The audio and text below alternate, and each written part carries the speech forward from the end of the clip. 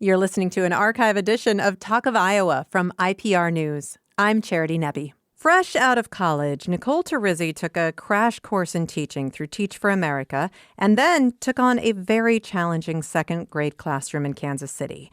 At the same time that she was dealing with her first years of teaching in an underfunded school where nearly all of the children qualified for free and reduced lunch, she was also dealing with her own mental health challenges.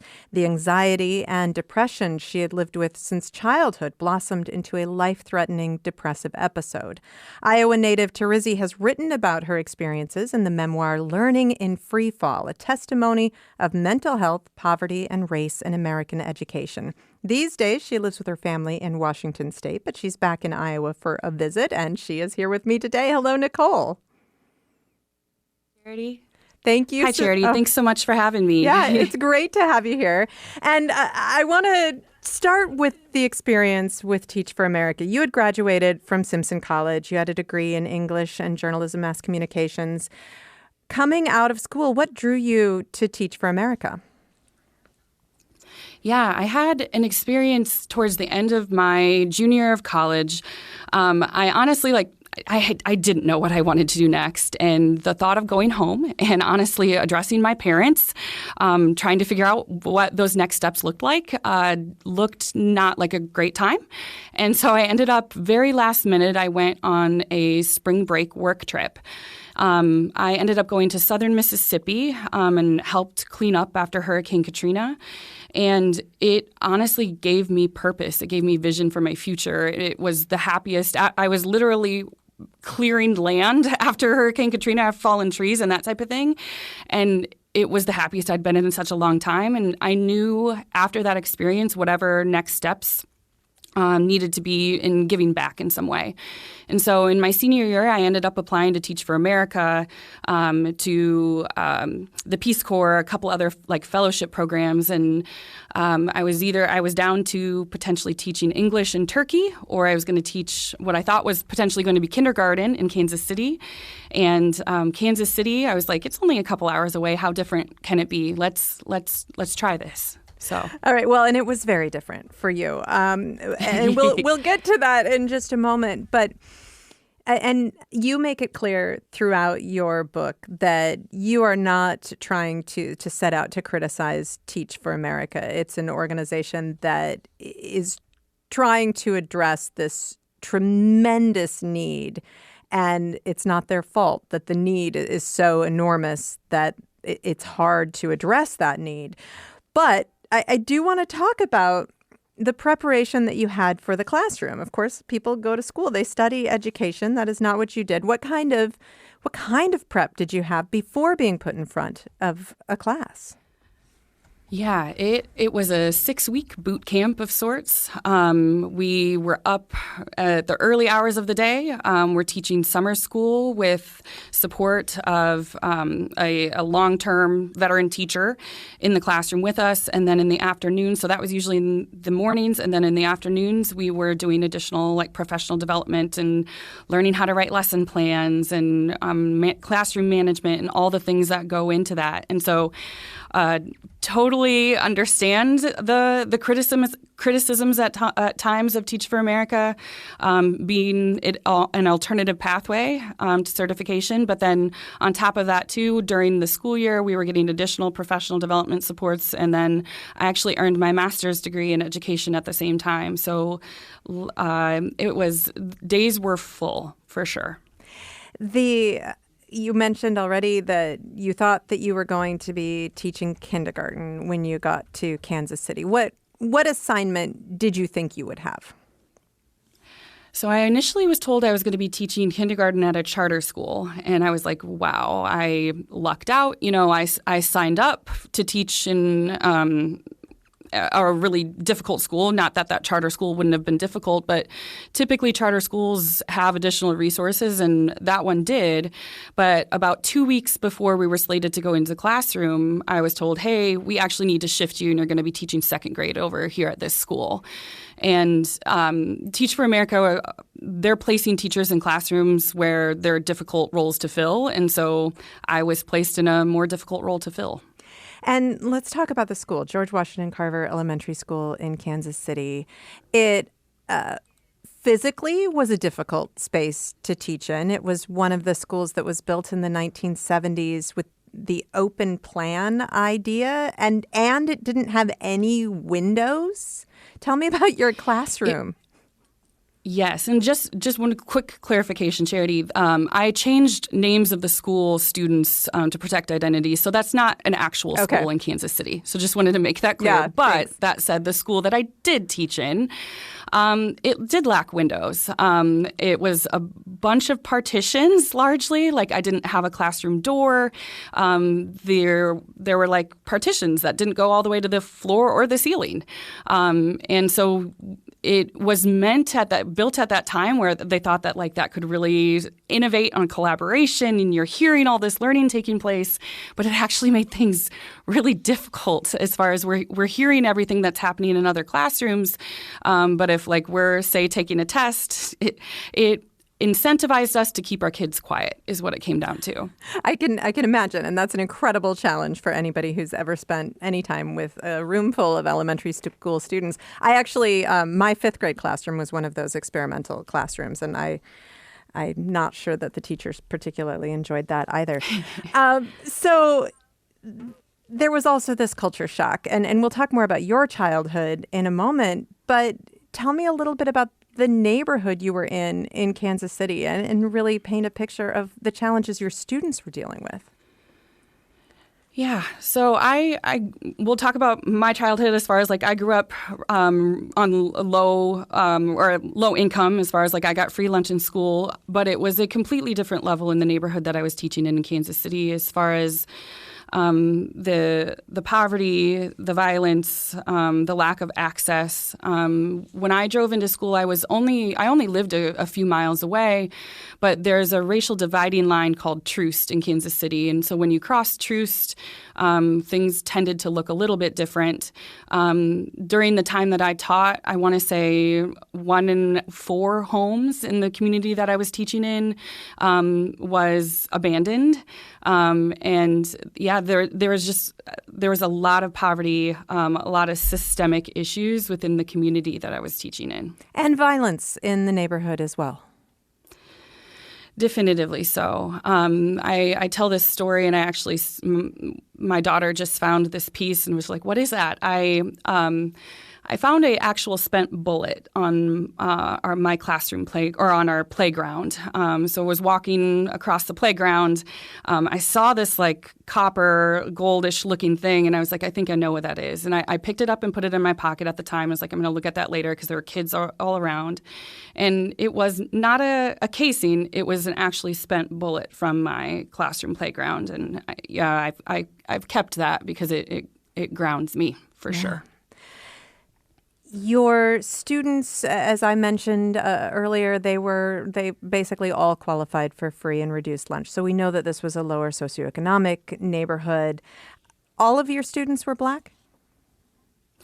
I think I had one white student for a short period of time, but otherwise all of my students were African American, Black, or Latino. All right. So this was a very different world than the world that you grew up in with the first, about 13 years of your life spent in a small town in northwestern Iowa. You write particularly in the beginning of the book about one of your students, Samuel, and you, as you were establishing the classroom culture, things seemed to be going well, and then he seemed to be shutting down as the school year wore on. Tell me, and of course, Samuel's not his real name, but tell me a little bit about this student. Yeah, I start the book there just because that experience was so impactful for me and I for my classroom as well. Samuel, at the beginning of the school year, was like any other second grade kid, but as you mentioned, over time was exhibiting things that were really scary to me and sharing that he wanted to die and that he wanted to kill himself and that he hated his life. And hearing that from the lips of a 7-year-old was really disturbing, and particularly with my background, it was definitively very, very visibly a call for help. And so I worked really diligently to advocate for him the best that I could. I spoke with his parents a lot. I talked with our school principal, our school counselor, and nobody seemed to really be taking me seriously. Everybody was like, oh, he's fine. I'm sure he's just playing. Like, don't worry about it. Like, just keep calling his mom type of thing. And then it came to a head where one day with that open classroom, he was banging against the wall and was experiencing an outburst of sorts. And so I called his mom and said, hey, like Samuel's having a tough day. I was hoping you might be able to check in with him. And his mom's like, I will be right there. And I was like, you really don't need to come in. Like, I was just hoping you could touch base with him. And she said, I'll be right there. And that unfortunately led to her disciplining him in front of the classroom. She had first taken him across the hall into the staff bathroom, and we heard kind of like the crack of the belt, heard him screaming with the open classrooms. I'm like, is everybody hearing this? It was really terrible. And then when she brought him back into the classroom, something didn't quite go the way she had hoped, and she started hitting him in front of my class. And I look back at that time now as I was 23 years old. I'm like, why didn't I get in front of the belt? Like, why didn't I do things differently? But I did the best I could in that moment. And after she left, I immediately took him, or I just made sure he was all right. I took the out that was afforded to me as far as those kids. We were late for our library class, and then I went immediately to the principal and asked for help. And we have to take a short break. So after the break, we'll talk about how others responded to this moment of crisis that you had in your classroom and really in Samuel's life, in your life. I'm talking today with Nicole Terrizzi. She is the author of Learning in Freefall, a testimony of mental health, poverty, and race in American education. It's a memoir of her time teaching through Teach for America. She spent 2 years teaching through Teach for America at a school in Kansas City. She also, during the same time, experienced a life-threatening depressive episode. So we'll talk about her mental health as well. More to come in a moment. This is Talk of Iowa from IPR News.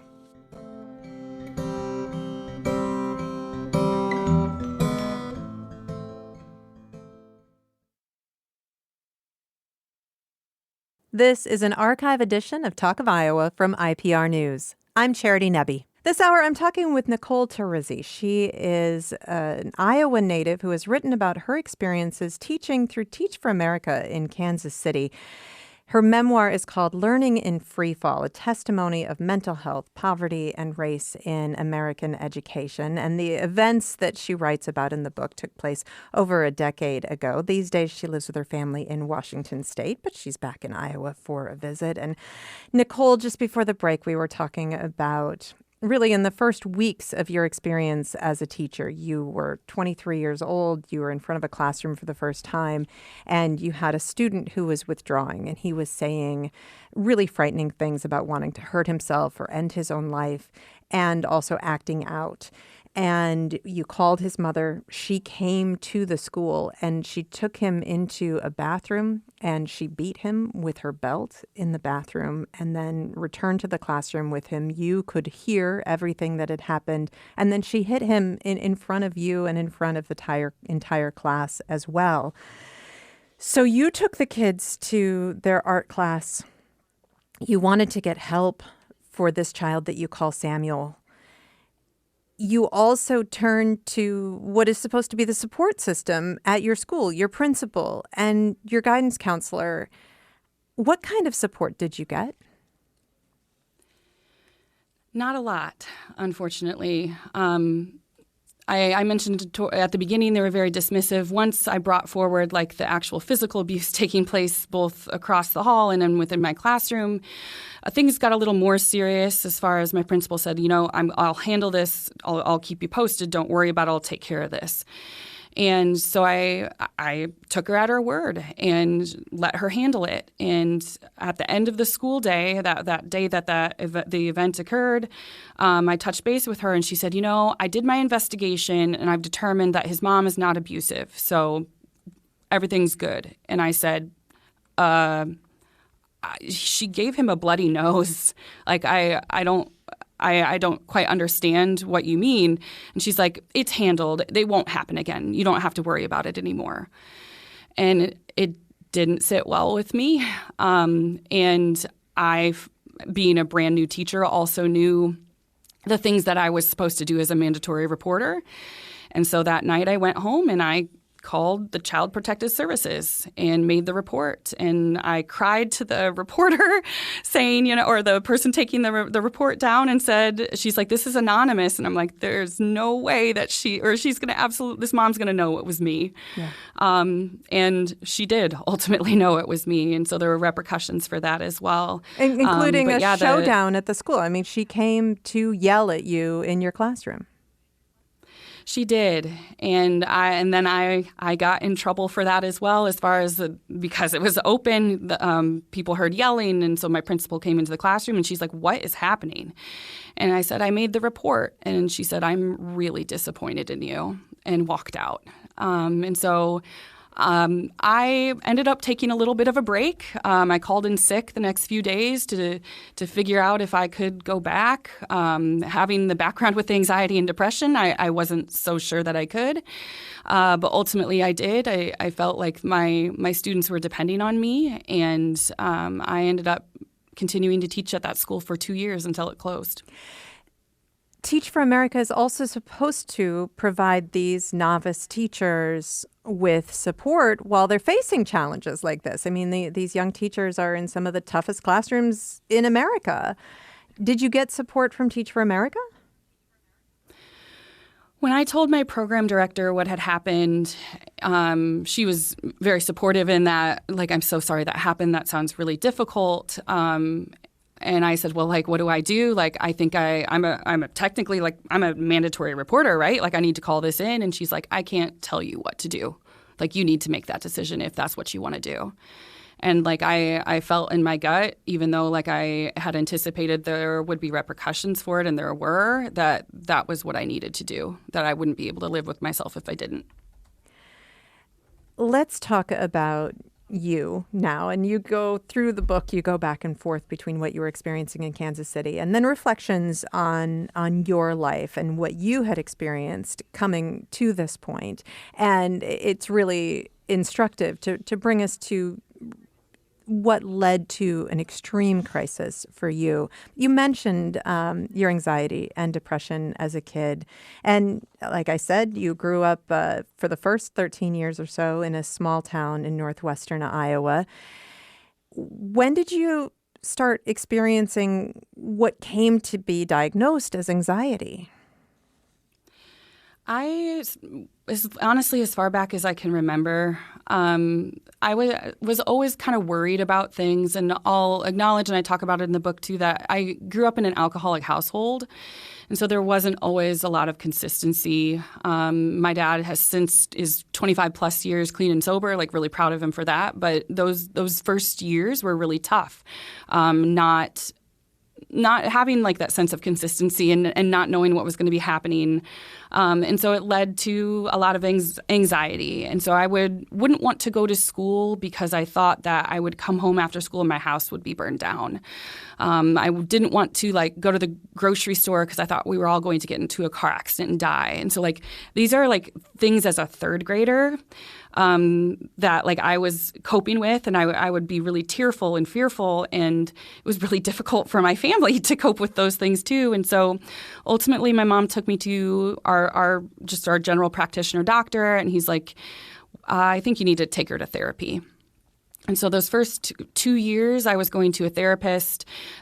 Growing up in such a rural community of 1,200 people, there weren't resources available there. And so credit to my mom for driving me to Sioux Falls, South Dakota on a weekly basis to get access to a really qualified counselor.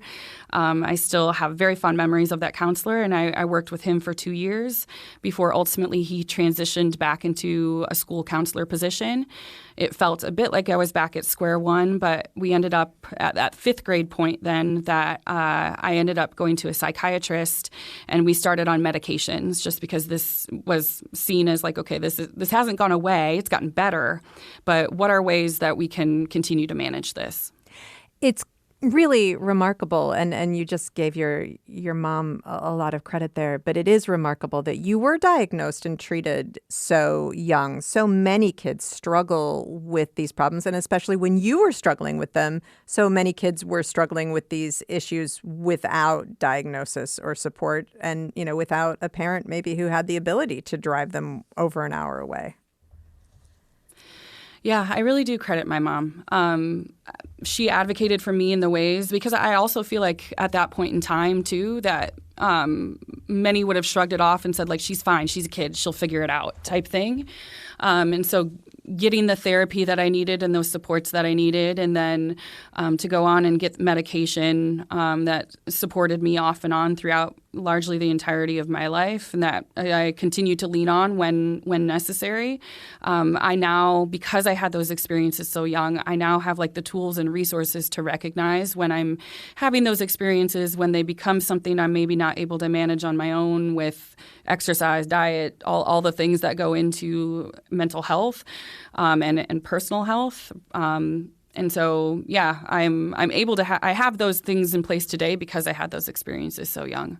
And you talked about some of the other challenges that you had growing up when your dad was dealing with alcoholism, and he went into treatment and then came home, and as you mentioned, has been sober ever since, but that really fractured your family in some profound ways. You also, your father, clearly, from what you have written about, he really leaned into his faith as he was recovering and is a recovering alcoholic. Was your family evangelical? I wouldn't say we were evangelical. I grew up, Sioux County, Iowa is one of the most Christian conservative counties in the state of Iowa, and church was very much a part of my life. I felt a lot of times growing up, we switched churches a decent amount too. So like I was baptized Catholic. I then went on to a Presbyterian church, and then Lutheran, and then Reformed. And so like experimented quite a bit with the Christian faith and like the different denominations. And it's something that I, particularly during my years of Teach for America, tried to lean into as well. I had a difficult time depending on God in the ways that I felt like my friends did. And so like I really tried, and ultimately my experiences in Teach for America led me to a bit of a split with my faith in many ways.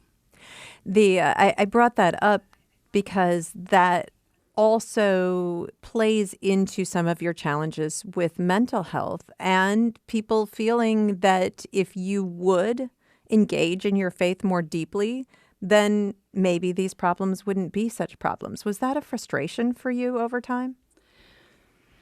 Definitely. I had grown up in the church, and I had grown up being supported in a way that like I was told like, hey, if you can lean on God, you got to trust in God and trust in your faith that like this is going to be okay. And I think it felt like when things really came to a head in Kansas City, when I experienced that crisis in the way that I did, it was like I gotta make these decisions for me. Like I feel like I've tried to lean into faith as much as I can, and the path was not clear. And so I felt like even though my family and friends not all of them necessarily supported the path that I chose, as far as getting the help that I needed and the way that, but that was my treatment. It ultimately was the right one for me. I am talking with Nicole Terrizzi. She's the author of Learning in Free Fall, A Testimony of Mental Health, Poverty, and Race in American Education.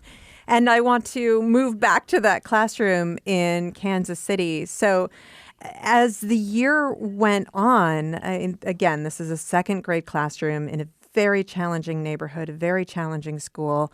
As the year went on, you also did have some successes. You had an after-school group that seemed to be really positive, where you were able to work in a small group with a few individual kids and really connect with them, really help them, improve their scholastic skills at the same time as you were really struggling in the classroom. And then even later on, you started working at a local youth center and doing that kind of tutoring support on a greater level with kids in middle school. You also dealt with really succeeded in that space as well.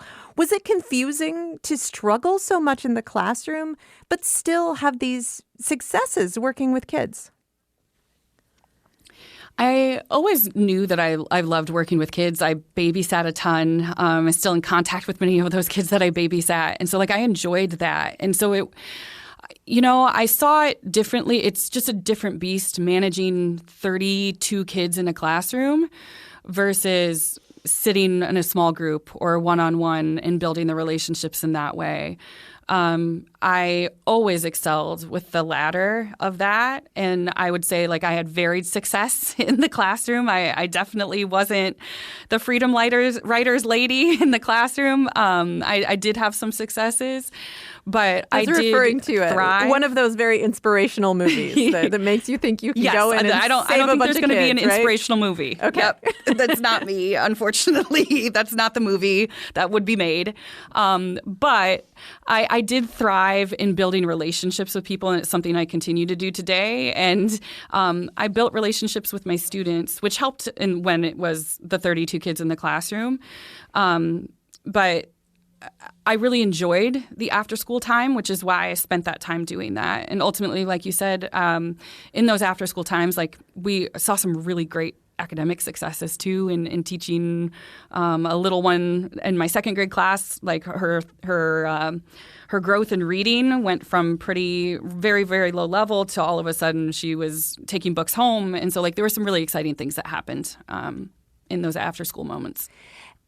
Going back in time, this was also during the period of No Child Left Behind. So the school that you were teaching in was designated as a failing school, right? Yes, yeah. And so AYP, annual yearly progress, was something that was ingrained in everything, it felt like.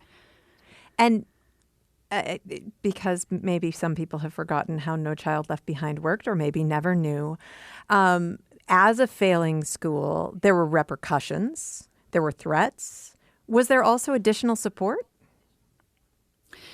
Theoretically speaking, it's funny that having a journalism background, I did a lot of research and read back on things and laws and pulled a lot of data. And it was interesting to read about my school after the fact and to pull the data around it and looking at, we were in kind of I think there's like you said, there are different additional repercussions year after year if you didn't meet your annual yearly progress of your test student or your test scores had to increase by a certain amount. Otherwise, there were those threats of things being taken away. And we were, I want to say in year 4 of 5 before shutdown type thing. And we ended up the resources that were supposed to be in place, I didn't necessarily see. You expressed a lot of frustration with the principal of your school and the lack of support and the negative attention you got from her for not keeping your class quiet enough in this environment that sounds impossible to teach in for any teacher. You also did develop compassion for this woman who was in charge of this school that had so many challenges. It took some time in the heat of the moment. There are times that I felt she was the villain, but ultimately I definitely now don't see her as such. She was doing her best in what was an impossible situation in the same way that we all were. And she was navigating it in the best ways that she could. And I absolutely have compassion for her. It was a really difficult situation and she was burned out in, I think, a lot of different ways. Yeah. And there was a lot of pressure on you to help the school achieve that adequate yearly progress without necessarily understanding all of the challenges you were up against as well. I mean, this was something that had not been achieved for, was it 4 years before you got there? I believe so, yeah. So it was, it feels like it must have felt like then an unfair expectation. And in reading it now, it feels like an unfair expectation.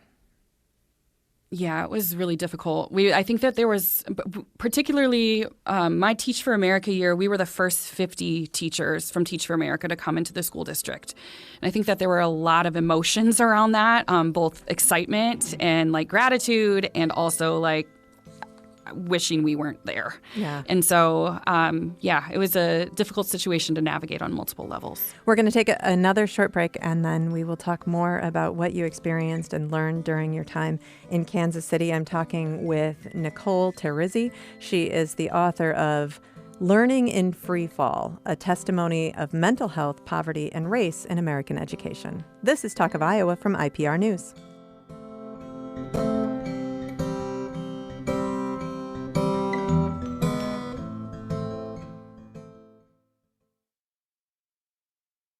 This is an archive edition of Talk of Iowa from IPR News. I'm Charity Nebbe. This hour, I am talking with Iowa native Nicole Terrizzi. She has written about her experiences teaching for 2 years in a classroom in Kansas City through the Teach for America program in an underfunded school in a tough neighborhood in Kansas City. She also writes about her own struggles with her own mental health. The memoir is called Learning in Free Fall, a testimony of mental health, poverty, and race in American education. And Nicole, not only were you facing all of these challenges as a first-year teacher in a really tough classroom in a really tough neighborhood with a lot of students who were dealing with some incredible personal challenges of their own, you were working your butt off at the same time. I mean, that first year of teaching is an incredible challenge in and of itself, but you were also getting your master's degree and doing after-school tutoring. So, that sounds like you were working pretty much all the time. Teaching was definitely my life, and I think it's something I've shared in past that, like, during that time, I didn't know how to draw very healthy boundaries, and so I took work home with me. That was a lot of the weekends, every moment, eating, breathing, drinking, teaching was teaching. Yeah. You also did have a group of friends. Some of them were with Teach for America and some were not. But you did have a core group of friends that you would blow off steam with as well. So you did have social support around you. Yeah, that first in my school alone, there were probably 6 or 7 of us that were Teach for America teachers, and then there were also two additional alternative certifications. So we were all 23, 24-year-old teachers from this school. And then, as I mentioned, like 50, there were a core 50 of us with Teach for America. And so we would meet up often, and we all had kind of our own stories and experiences, and we were kind of battle buddies of sorts. As you were dealing with the challenges in the classroom, your depression began to worsen, and you were on medication. You were knowledgeable about what was going on with your body and your brain. You were also watching these other teachers deal with similar challenges and not experience the same kind of mental health repercussions that you were dealing with. Was that frustrating for you? Did it make you think, I'm doing something wrong? I'd always kind of navigated my experience with anxiety and depression as other. It's something that mental health, I feel like, is something we still, I think we've come a long way, but it still is not something like people talk about comfortably. And so I knew that there were others struggling. They weren't just necessarily saying it. And that was okay. I knew that I needed to focus on myself. And so, I was already on antidepressants. We increased the amount of antidepressant medication, went along to a counselor, and then ultimately started going to a psychiatrist again just because the things that my tried and true things were not working. You also found yourself dealing with suicidal ideation for the first time in your life. It wasn't the first time that I'd experienced it. It was definitely the most aggressive. And it was overtaking me in ways that it hadn't in the past. And being on my own, like fully on my own, I had a roommate, but like being fully on my own for the first time after college type of thing too, like I was able to do whatever I wanted. And so the amount of time that I spent sleeping to just kind of shove everything away. That when I was sleeping, I didn't have to think about things. And so that was one of the ways I coped is like on the weekends, like I would just sleep. I definitely also abused alcohol during that time. And so there were definitely unhealthy ways of coping. But like I said, it was the worst it had been for sure. And dealing with uncontrollable crying on the way to school, crying on the way home from school, just really an inability to marshal your feelings. Yeah, I during this time, I feel like I was forced to recognize my emotion and care for myself in ways that I never had. And I really credit my psychiatrist. He was I think almost 80 at the time that I met him. He has since passed, but I really credit him with saving my life. I started going to him, had him helping me with my medications as far as like, hey, I'd never been on 2 medications at the same time. We started taking 2 antidepressants. I was going to therapy at the same time, but again, nothing was working. And towards the end or the middle, I guess, of my second year of teaching during the holiday season is when things like really came to a head. You do credit him with saving your life, but I do want to say that you saved your life too with your persistence and your self-advocacy, even at a time when you barely felt enough strength to get out of bed. You knew that you needed help and you asked for the help that you needed. Without all of those years of preparation, it's hard to imagine that you would have been able to do that. You had skills that you had built since you were 8 years old. Yeah, I knew I had come home. I had been home in Iowa for the holidays. And I came back to my apartment and I knew that I was in a really rough place. And I knew that if I didn't ask for help that I was going to make a permanent solution to a temporary problem. And so I ended up calling that doctor. It was between Christmas and New Year's. And I called him and he said he would meet me at the hospital. And so we met there. And that's when he said, like, hey, like, let's get you settled here, but I want to talk through some, like, alternative things for you because, like, I can't give you any more medication. You're already doing therapy, so, like, we can continue to do those things. But he said, I think you're a real candidate for electroconvulsive therapy. And I said, what is that? And he said, it's something that people don't talk about, but I think with your background and like your long-term coping with mental health, that I think you're a real candidate for it. As we are talking about this, I'm sure there are people who relate to what you're saying, and I do want to remind people that if you or someone you love is really struggling, you can call or text the Suicide and Crisis Lifeline at 988, and of course ask for help, just like you did, Nicole. So ECT, electroconvulsive therapy, as your doctor said, it's something people don't tend to talk about. It sounds incredibly scary. And you were desperate. I mean, he seemed like he was also desperate because he felt like nothing that he was doing was going to help you get through this incredible depressive episode. And you decided quickly that you would try ECT. How did you make that decision? I'm somebody who likes to take action, and I felt like I had the options in front of me. My option was like I can sit in a hospital and have them monitor me and like try different medications, but or I could continue doing therapy, but like that's what I had been doing, and so like my mind was made up pretty quickly that like okay, yeah, I need to think through the repercussions of this, but I can sit and do nothing or I can take action. And it was incredibly scary to make that decision. And honestly, it's even somewhat still scary to talk about it. It was scary to write about it and to put it out in the world. But like I said, it's not something I'd recommend for everyone. Like it was not on my list of things to do in my life. But ultimately, I did 10 sessions of it, which also I pulled my medical records to get that information. That seems like a lot. But I do think I know that it's what pulled me out of the depressive state and was able to help me navigate through and to now live a very happy and healthy life.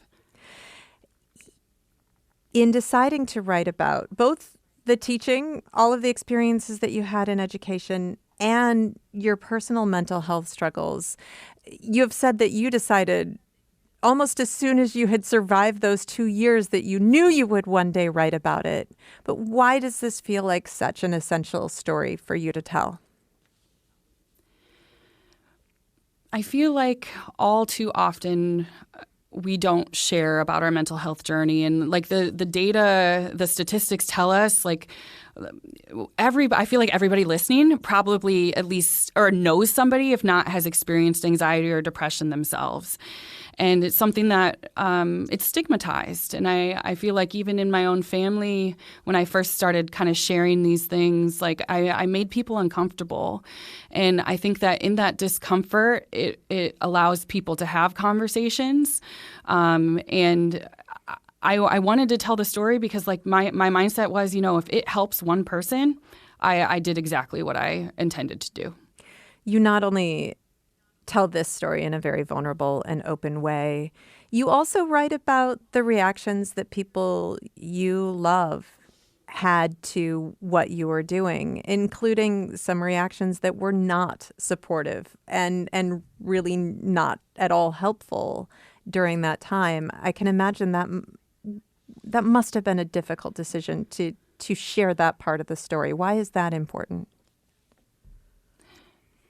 Because it's not all tied up in a neat bow, and life seldom is. And it's one of the reasons even when I wrote about the teaching as well, that like I said, Erin Gruel, the Freedom Writers lady, like I needed people to know that like it wasn't all pretty, and it wasn't all pretty in the classroom, and it wasn't all pretty behind the scenes. And I didn't get supported in all the ways that I would have liked, but you find the supports from those that you can get them from. And I had supports from the community. And I ultimately, like I said, I know that I made the right decision for myself because I'm here today and I'm happy and healthy.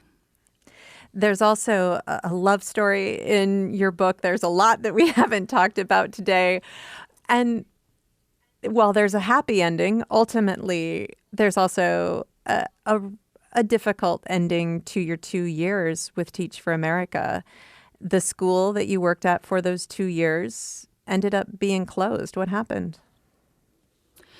So Kansas City School District made national news in closing more than half the schools in the district. And they're not alone in this. And I feel like it's something I've continued to read and hear about where the schools are at about half capacity type thing, or they're not at the capacity they need to be. And it costs more money to operate a school at half capacity than it does to let's just consolidate them. And so in Kansas City, the population continued to dwindle of students. And so they ended up closing schools. And at the end of my second year of teaching in Kansas City, as I mentioned, they closed more than half the schools in the district, and my school was one of those schools. And then just a couple of weeks after the school was closed, and those final weeks were rough with all the students knowing that their school was going to be closed, you learned that the school had finally made adequate yearly progress. I have goosebumps as you say it. As far as that first year, we did not meet the AYP. And in that second year, to have the school close, and then we got the notification that we met the test scores. I still don't even know how to process that. We know that there are so many challenges in public school education in America today, different challenges in different states as well. Iowa has a different set of challenges right now than some other states. You don't give us all the answers. You've spent your life dedicated to the nonprofit world and raising money for educational organizations. What do you want people to take away from reading this book when they think about the public schools, which are essential to all of us? I really wanted the book to be a conversation piece and to force conversations, uncomfortable conversations, around mental health and education. These experiences took place 15 plus years ago at this point, and like so very little has changed, I feel like, across both mental health and education. And so letting people sit with that a bit and having those conversations or like forcing those conversations. And then I do try to offer a little bit of hope. In my time in the nonprofit space, I've been fortunate to meet a lot of incredible nonprofit leaders in education, and so highlight some of the organizations that I think are really doing some incredible work in the space, both around mental health access and like resources that are supporting students and teachers alike in supporting and creating learnings around like, okay, here are my emotions, how I'm feeling, and navigating them versus just responding to crises. And then I think technology has offered a lot of opportunities for growth in education as well. So try to highlight some of that work that's being done, and then noting a portion of all the sales of my book are going to a subset of those nonprofit organizations as well. What was it like for you to revisit this incredibly intense period of your life to write this book? I knew, as you mentioned, like I knew shortly after like it happened that I would write about it someday, but it took me a lot longer than I would have wanted it to. It was really cathartic, but it took time because to be able to look back at all of the happenings with a fresh lens versus just like rage putting words on paper. It was a really cathartic experience for me to be able to reflect on the experiences as this far removed from them.